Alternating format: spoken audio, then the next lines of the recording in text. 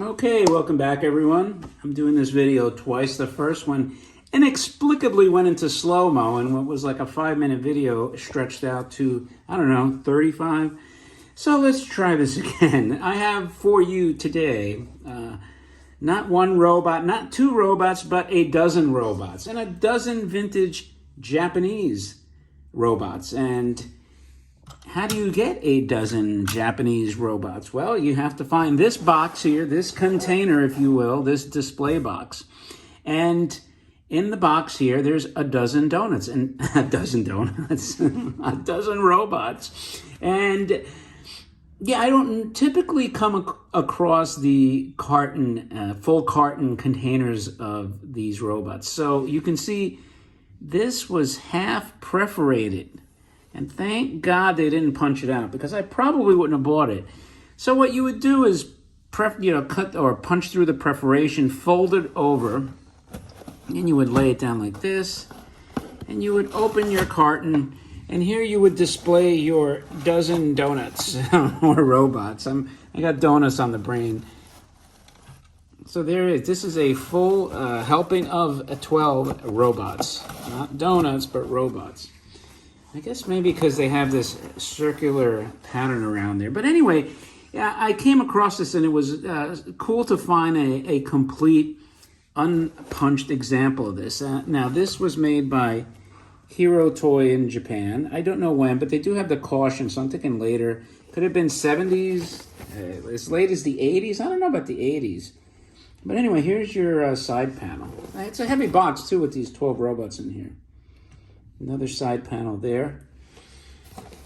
So you know what? I said this is like a no-brainer. You get 12 vintage robots for the price of one, so to speak. And I grabbed it. Now, I only opened 3 of them. One of them had a wonky leg. These are the lazy Martians right here. And this is the ones that are willing to do the work and walk. So when I say lazy, I'll wind this guy up. Part of the problem is the little pegs on the feet, the shuffle action gets tied up there. You can see these pegs kind of interfering with one another.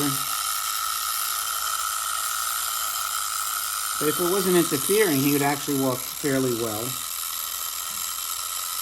One of his brothers had a gimpy leg that wasn't mounted. Probably repairable. I'm not even going to bother. It's not like I'm going to run these.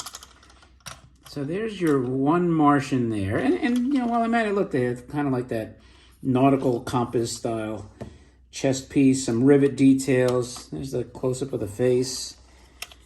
There's your arm and the back. They actually, this very faintly, they have Hero Toy made in Japan. They were able to get that small level of detail, but they didn't want to go one step further. It would have been nice if they colored it. Look at this, like you got green, yellow eyes.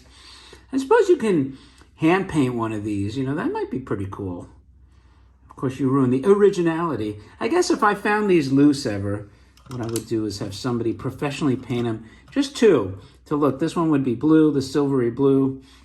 I think it'd be pretty cool. So while we're on this guy, with his horns here, here's his little details. Nothing fancy. This plastic it reminds me almost of Bakelite with the waves in it. And nothing spectacular there. He walks a little better, which I'll show you. And he's got shiny the key is. So anyway, let's wind this puppy up, see if he does anything more so than the other one. I think he does, but